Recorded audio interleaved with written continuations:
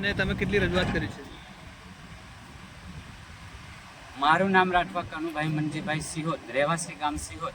મેં અહીં સ્થાનિક તંત્રને ખાણ ખનીજ વિભાગને કાલે ફોન કર્યો છે, પણ ફોન નહીં ઉપાડું, કારણ કે એમને રોયતી જ ભરાવું છે. પુલ તૂટે એને પબ્લિકને દુઃખ નહીં, તમને અમને દુઃખ પડે એનું એમને કોઈ પડી નથી.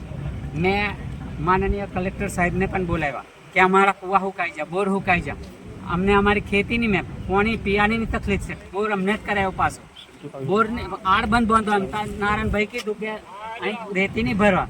સ્થાનિક બધા સરપંચથી મોડીને બધા અહીંયા ટેક્સ ભરેલી જાય. પેલું એને કરીને પરમિશન ઢગલાયેલા જમીન મેં લૂંટ જ ચલા દુકાનો માં જતા ચોરી કરે ને મારા ગામના બધા. પછી દારૂ અહીં ઢગલો આવે ટ્રેક્ટરો મેં તો એ પીન આપણને કહે તો આપણને એને મારી નાખવું પડે, મારી નાખવાની ધમકી આલે.